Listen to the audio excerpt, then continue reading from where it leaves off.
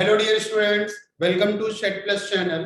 मैं AKG sir आपके लिए लेके आया हूँ बहुत ही क्विक टर्म टू का। आप देख सकते हो मेरे पीछे टर्म टू जीत की तैयारी इंटीग्रेशन की है बात। डियर स्टूडेंट्स, आपको मैं बता दूं इंटीग्रेशन का सबसे ज्यादा वेटेज हमारे क्लास 12 टर्म टू के एग्जाम में है। और जैसा कि हम सबको पता है 7 जून को हमारा मैथ्स का पेपर है और इंटीग्रेशन क्योंकि सबसे ज्यादा वेटेज है। मेरे पास बहुत बच्चों की कॉल आई है कि सर इंटीग्रेशन को थोड़ा डीप में प्लीज आप बता दीजिए। तो हमारे शेड प्लस चैनल पे शेड हाइब्रिड एकेडमी की तरफ से डिजिटल प्लेटफॉर्म में इंटीग्रेशन, इसके बाद इंटीग्रेशन के डेफिनेट इंटीग्रेशन के बाद एरिया और जितने भी हमारे पार्ट हैं इनको हम लोग दो दो तीन तीन वीडियोस में हम लोग लेके आएंगे। हर एक पार्ट को लेके आएंगे, इंपॉर्टेंट क्वेश्चन डिस्कस करेंगे डियर, जिसमें 2 मार्क्स, 3 मार्क्स और 4 मार्क्स के सारे क्वेश्चंस हम लोग डिस्कस करेंगे। सारे इंपॉर्टेंट क्वेश्चन को डिस्कस करेंगे, चाहे वो एनसीईआरटी हो, एनसीईआरटी एग्जाम्पलर हो या किसी भी स्टैंडर्ड की प्रॉब्लम हो। पीवाईक्यू तो हम लोग जरूर टच करेंगे और हर एक सेट में 20 to 25 क्वेश्चंस को हम लोग रखेंगे। ठीक है डियर, तो टाइम वेस्ट किए बिना हम लोग आगे बढ़ते हैं और स्टार्ट करते हैं आज की क्लास। तो डियर सबसे पहले तो मैं बता दूं ये छोटा सा एक हमारा इंट्रोडक्टरी पार्ट है शेड हाइब्रिड एकेडमी का, जिसमें डियर स्टूडेंट क्लास 10th का जो पेपर हुआ है, क्लास 10th के बाद जो क्लास 11 में बच्चे जाना चाहते हैं उनका एडमिशन हमारे यहाँ स्टार्ट हो चुका है डियर। और जो भी टारगेट के बच्चे हैं, क्योंकि आप लोग क्लास 12th में हो, क्लास 12th के बाद आप क्लास 12 से जब आप टारगेट बैच में जाते हो लाइक आईआईटी, या आपके बहुत सारे स्टूडेंट्स होंगे, बहुत सारे आपके फ्रेंड्स होंगे जिनको नीट की भी प्रिपरेशन करनी होगी, तो हमारा टारगेट बैच भी चल रहा है। तो प्लीज आपके कॉन्टेक्ट नंबर आप स्क्रीन पे चल रहे होंगे, तो कांटेक्ट नंबर आप इस कांटेक्ट नंबर पे कॉल करके आप डैम श्योर सारी जानकारी ले सकते हैं। ठीक है, एक बार मैं हट जाता हूं, आप लोग स्क्रीनशॉट भी लेना चाहो डियर स्टूडेंट ले सकते हो। ठीक है, और संकल्प सर इनको कौन नहीं जानता, एमडी है हमारे इंस्टीट्यूट के और इन्हीं की छत्र छाया में सेट बहुत तेजी से ग्रोथ कर रहा है। तो डियर स्टूडेंट इस बात का विशेष ध्यान रखें कि क्लास 10th का एडमिशन हो चुका है, बहुत ही कम सीटें बची हैं, तो इसको थोड़ा तेजी से आप सभी बहुत ही तेजी से बच्चों इस बात का विशेष ध्यान रखो कि बहुत तेजी से एडमिशन स्टार्ट है, बहुत ही कम सीटें हैं। तो आपके जो भी छोटे भाई बहन हो उनको प्लीज आप सजेस्ट करो ताकि शेड ज्वाइन करें। ओके डियर, तो बहुत ज्यादा टाइम वेस्ट किए बिना हम लोग अपनी क्लास स्टार्ट करते हैं। तो डियर स्टूडेंट सबसे पहले थोड़ा पैटर्न देख लेते हैं, है ना, सीबीएसई का किस तरह से सिलेबस चल रहा है, किस तरह से वेटेज चल रहा है। ठीक है, तो पहले सबसे पहले ये देख लो कि कैलकुलस में डियर स्टूडेंट क्या क्या आ रहा है। ठीक है, क्या क्या पोर्शन है कैलकुलस में, हम लोग थोड़ा इस पे बात कर लेते हैं। ठीक है, कैलकुलस में कौन कौन से पोर्शन है जहां से आपके क्वेश्चन उठाए जाएंगे। तो मैं आपको बता दूं इसमें आपका इंटीग्रेशन आएगा। ठीक है, इंटीग्रेशन आएगा डियर, इंटीग्रेशन में डिफिनिट इंटीग्रेशन होगा, इस बात को ध्यान रखिएगा। डिफिनिट इंटीग्रेशन होगा, एरिया का पोर्शन होगा, मैं इसमें लिख दे रहा हूं ताकि आप लोगों को पता रहे डियर, कुछ लोगों को डाउट अगर हो तो वो भी ध्यान रखें। एरिया अंडर द कर्व आएगा और एक डियर स्टूडेंट बहुत इंपॉर्टेंट टॉपिक है डिफरेंशियल इक्वेशन, तो वो भी बच्चों इसमें आएगी। ठीक है, बाकी ये देखिए सबसे ज्यादा वेटेज लेके बैठा है 18 मार्क्स का, 18 मार्क्स का डियर स्टूडेंट वेटेज लेके बैठा है। इसके बाद अगर हम लोग बात करें वेक्टर और 3D की, तो ये भी बच्चों बहुत इंपॉर्टेंट है। ठीक है, इसको भी हम लोग प्रॉपर डिस्कस करेंगे। हाँ, यहाँ पे मैं थ्योरी नहीं बता रहा, थ्योरी के लिए हम लोग अलग से वीडियोस प्रॉपर बनाएंगे, लेकिन यहाँ पे क्वेश्चंस इंपॉर्टेंट डिस्कस कर रहे हैं क्योंकि थ्योरी तो बच्चों आप लोगों ने पढ़ी रखी होगी। फिर भी अगर डाउट आता है तो कमेंट सेक्शन में आप जरूर लिखिएगा कि यहाँ आपको लाइक वेक्टर में इस पोर्शन में दिक्कत है या 3D में हमें लाइक प्लेन्स में दिक्कत है, किसी भी XYZ टॉपिक में दिक्कत है तो उसका मैं वीडियो जरूर बनाऊंगा। ठीक है, बाकी बात की जाए 3D में तो कुछ मतलब पोर्शन होंगे जो आपके कटे होंगे, रिजेक्टेड पोर्शन होंगे, हम उनको टच नहीं करेंगे। हमारा जो बोर्ड के पॉइंट ऑफ व्यू से इंपॉर्टेंट डियर स्टूडेंट हम सिर्फ उन्हीं को टच करेंगे। ठीक है, इनका वेटेज कितने मार्क्स का है, 14 मार्क्स का है, आप देख सकते हो। स्टूडेंट प्रोबेबिलिटी की बात की जाए तो प्रोबेबिलिटी भी बहुत ही इंपॉर्टेंट टॉपिक है, 8 मार्क्स का वेटेज लेके आया है। 40 मार्क्स यहाँ से बच्चों कवर हो जाएंगे और 10 मार्क्स का इंटरनल असेसमेंट है जो कि स्कूल पे डिपेंड करता है। ठीक है, अपने स्कूल पे डिपेंड कर रहा है, वो 10 मार्क्स का इंटरनल असेसमेंट रखेंगे।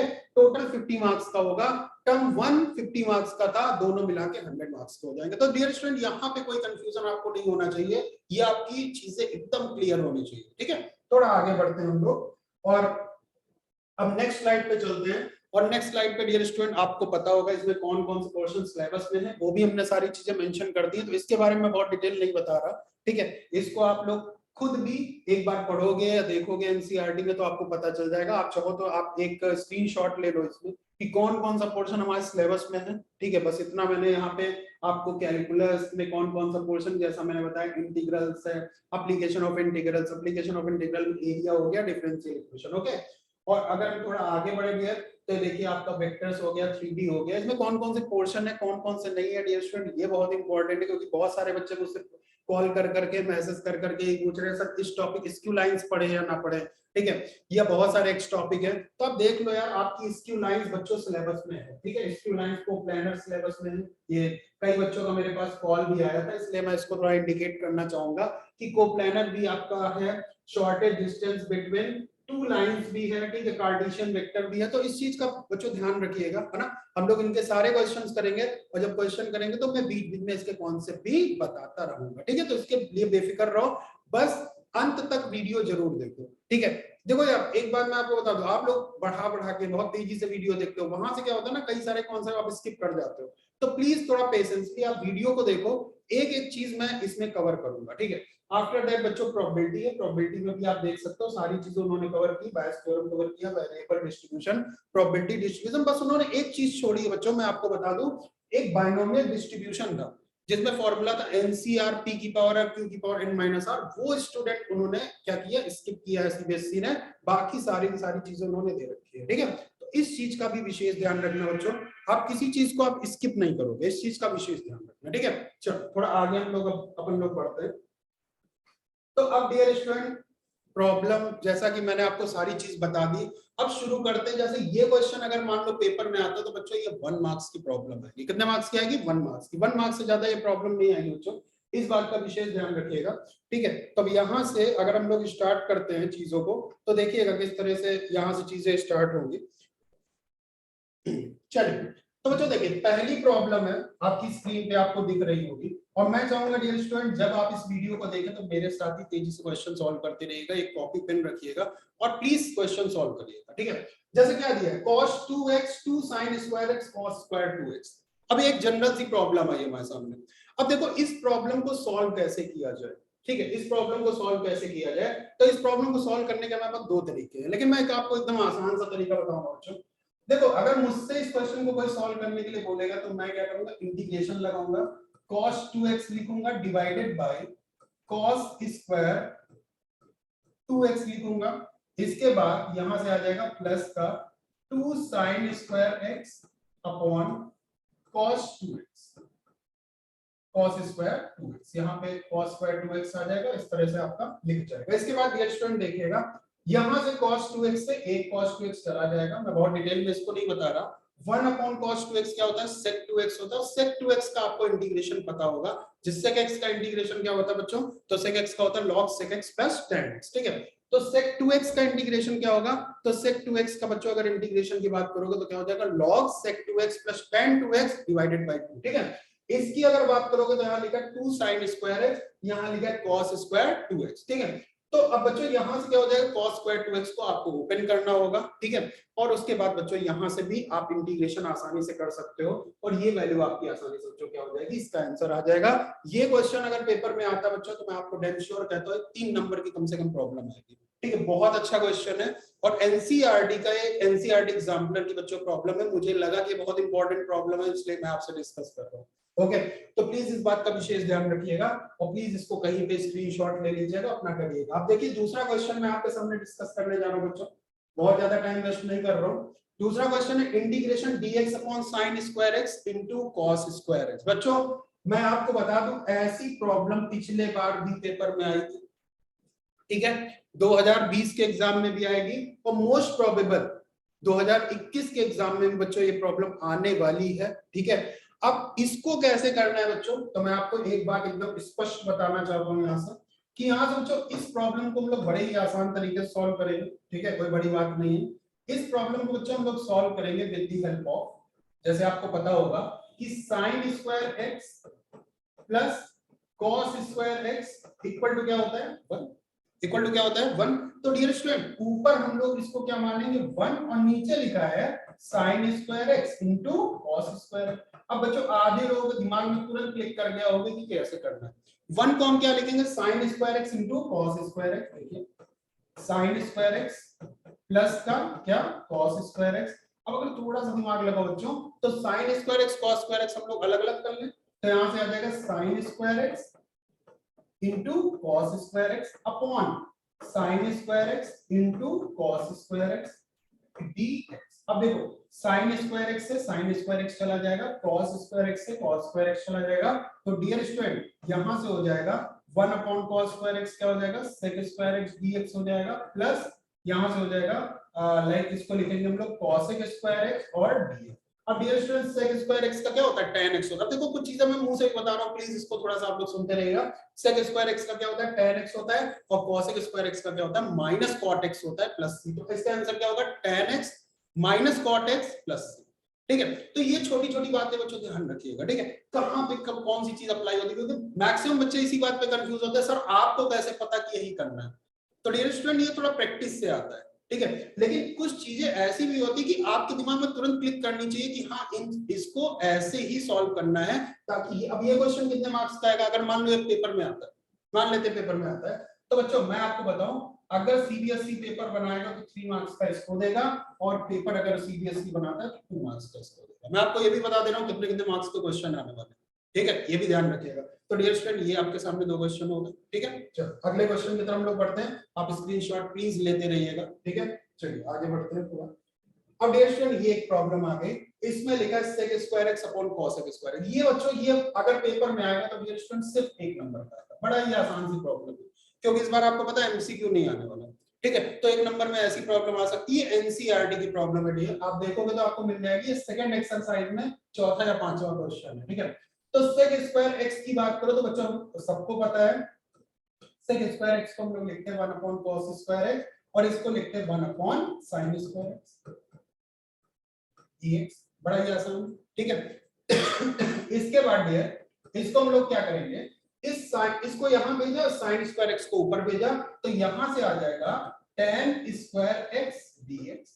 अब देखो tan स्क्वायर x को डायरेक्ट तो इंटीग्रेशन होता नहीं, इसका तो फॉर्मूला ही नहीं बना है ना, तो इसका फॉर्मूला अपने फ्रेम ऑफ रेफरेंस में लेके आएंगे। तो बच्चों हम क्या लिखेंगे, हम लिखेंगे sec square x minus 1 dx। अब देखो sec स्क्वायर x तुरंत आपके दिमाग में क्लिक करना चाहिए, sec स्क्वायर x का फॉर्मूला हमारे पास है, sec स्क्वायर x क्या होता है tan x, 1 का क्या होता है x। तो अगर इसके आंसर की बच्चों बात करो तो इसका आंसर आ जाएगा tan x minus x plus.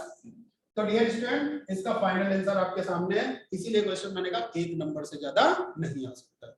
तो डियर स्टूडेंट ये भी ध्यान रखते जाइएगा कितने कितने मार्क्स की प्रॉब्लम बनेगी, ये भी मैं आपके सामने रख दे रहा हूँ। ठीक है, अब चलो अब थोड़ा सा स्टैंडर्ड प्रॉब्लम पे आते हैं, हो सकता है भाई वो थोड़ा टच करे आईटी पैटर्न को भी, तो एक आईटी लेवल की भी एक प्रॉब्लम है कि अगर अच्छा प्रॉब्लम देगा तो कहां से दे सकता है, वो भी देख लेते हैं।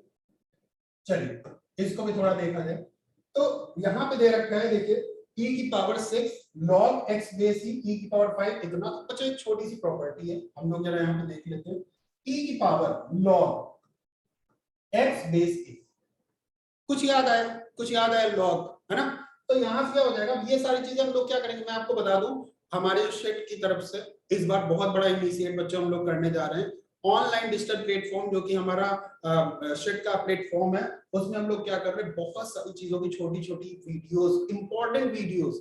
ठीक है, बहुत सारे इंपॉर्टेंट टॉपिक डियर स्टूडेंट हम लोग 11th के 12th के भी बहुत जल्दी लॉन्च करने जा रहे हैं। ठीक है, डेली बेसिस पे आएंगे, सिर्फ आप लोग प्रॉपर इसको सब्सक्राइब कर लो ताकि आप लोगों को ये सारे वीडियोस मिलते रहे। आईआईटी के लिए भी हम लोग क्रैश कोर्स शुरू करेंगे, ये भी मैं आपको बता दूं।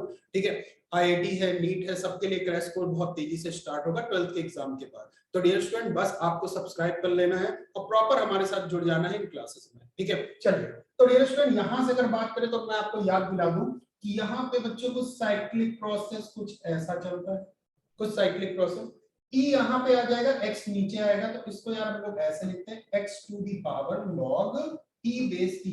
अब log e बेस e हम सबको पता है 1 के बराबर होता है, तो यार यहाँ पे वैल्यू क्या आएगी x। भाई मैं तो ऐसे नहीं करता, मैं तो कहता हूँ जो लिखा है अगर ये और इसकी वैल्यू सेम है तो यही आपका आंसर हो जाएगा। ठीक है, अब देखो यहाँ पे क्वेश्चन वैसे ही है, हालांकि ये थोड़ा आईटी स्टैंडर्ड है, मैं आपको बता दूं मेंस की प्रॉब्लम है, लेकिन वो लोग क्या करते हैं मेंस के क्वेश्चन उठा के डायरेक्ट बोर्ड में दे देते हैं। ठीक है, तो अच्छी बात है। एक क्वेश्चन मुझे लगा कि ऐसा क्वेश्चन करना चाहिए क्योंकि ऐसा क्वेश्चन वो पहले भी दे चुके हैं, मैं वही क्वेश्चन करा रहा हूँ जो आ चुके हैं अप्रोक्स। देखिए e टू द पावर 6 हम क्या करेंगे, 6 को बच्चों ऊपर भेज देंगे, है ना, n log m वाले केस में। तो यहाँ से क्या आ जाएगा e की पावर, अब देखो यहाँ पे मैं एक आपको साइड में करके दिखाता हूँ क्योंकि यहाँ मैं डायरेक्ट लिखूंगा e की power log x to the power 6 base की, बताओ कुछ ऐसा ही आएगा, है ना। तो यहाँ से क्या हो जाएगा, x टू द पावर 6 बचेगा और ये वैल्यू बच्चों क्या हो जाएगी, 1 हो जाएगी, है ना। तो यहाँ से x की पावर 6 बचेगा, तो यार हम लोग x की पावर 6 लिख लेते हैं, माइनस x की पावर 5 लिख लेते हैं, x की पावर 4 लिख लेते हैं, माइनस x क्यूब लिख लेते हैं। भाई अब कौन नहीं कर पाएगा यार, बहुत आसान हो गया, अब तो कुछ रहा ही नहीं क्वेश्चन, है ना। तो बस इस स्टेप को बच्चों आपको पकड़ना है कि मैंने किस तरह किया, बस एक प्रॉपर्टी लॉग की यूज की, और जहां पे प्रॉपर्टी आप यूज करोगे याद रखना बोर्ड में, क्योंकि अभी आपने टर्म 1 क्या किया, एमसीक्यू किया है, सेकंड वाले में जब करने जाओगे तो वहां पे जैसे आपने इस प्रॉपर्टी को यूज किया तो एक ब्रैकेट में इस प्रॉपर्टी को लिख भी देना, क्या भी हमने इस प्रॉपर्टी के थ्रू किया है, बाय दिस प्रॉपर्टी, ठीक है, ताकि वहां आपको ध्यान रहे कि इस प्रॉपर्टी के थ्रू ही आपने क्वेश्चन को अटेम्प्ट किया है, ठीक है। चलो, तो यहां से जब हम लोग सॉल्व करेंगे तो मेरे साथ बहुत आसान हो गया यार, इसमें x की पावर 5 कॉमन है, अंदर आ जाएगा x माइनस 1, है ना, यहाँ पे बच्चों x क्यूब कॉमन है, यहाँ पे आ जाएगा x माइनस 1 dx। अब थोड़ा समझदारी दिखाओ, ये कैंसिल हुआ, ये हो जाएगा x स्क्वायर dx, और x स्क्वायर का इंटीग्रेशन होता है x cube upon 3 plus c। देखो कितना बड़ा क्वेश्चन, आंसर कितना छोटा, ठीक है। तो इस बात का विशेष ध्यान रखना डियर, ये ऐसे होगा, ओके। आई होप सो आपने स्क्रीनशॉट भी ले लिया होगा। अब हम लोग थोड़ा आगे बढ़ते हैं, चलिए। तो डियर स्टूडेंट अगला क्वेश्चन है, ये भी अगर आएगा तो मैं आपको बता दूं ये भी 1 नंबर से ज्यादा नहीं आएगा। ये प्रॉब्लम बहुत अच्छी है बच्चों, ये अगर पेपर में आएगी तो 2 मार्क्स की भी आ सकती है, 3 मार्क्स की आ सकती है, टीचर के ब्रेन पे डिपेंड करता है, ठीक है। चलो स्टार्ट करते हैं, इन दोनों का सॉल्यूशन बड़ा ही आसान है यार। चलिए देखिए, यहाँ पे भी कुछ नहीं लिखा है, बहुत अच्छी बात है, बेस की मान लेते हैं। देखो जब कुछ ना लिखा हो तो आपके हाथ में पूरी पावर, वीटो पावर है आपके हाथ में, बेस ई मान लो। तो यहां से बहुत अच्छी बात है, जैसे ही बेस ई मानोगे, भाई अभी अभी मैंने बताया, इससे पहले वाले क्वेश्चन में ये डिस्कस किया है, तो सिर्फ और सिर्फ बच्चों क्या बचेगा, रूट एक्स बचेगा, और यहाँ बचेगा एक्स डीएक्स। जब सॉल्व करोगे आ जाएगा इंटीग्रेशन, यहां से आ जाएगा आपका डीएक्स अपॉन रूट एक्स, ठीक है। तो यहां से सॉल्व करेंगे तो आएगा इंटीग्रेशन x की पावर -1/2 dx। सॉल्व कर लीजिए बच्चों, तो यहां से आ जाएगा x की पावर 1/2 2 प्लस c।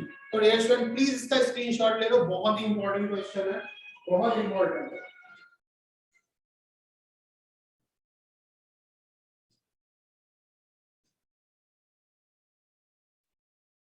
चलिए आई होप सो आपने स्क्रीनशॉट ले लिया होगा। चलिए अब सेकंड क्वेश्चन पे आते हैं बच्चों। सेकंड क्वेश्चन पे देखिएगा, बहुत इंपॉर्टेंट है ये भी। इंटीग्रेशन देखिए, अच्छा यहाँ 1 को लिखा है 1 माइनस साइन 2x dx। यार 1 को मुझे, हम सबको पता है 1 को क्या लिखते हो, cos square x plus sin square x। Great, तो यहाँ लिखा तुमने cos square x plus sin square x minus 2 sin x cos x, ठीक है। तो डियर स्टूडेंट ये आपके सामने फॉर्मूला बन के तैयार हो गया। यहाँ पे आप लिखोगे cos x प्लस, सॉरी यहाँ cos x, एक मिनट,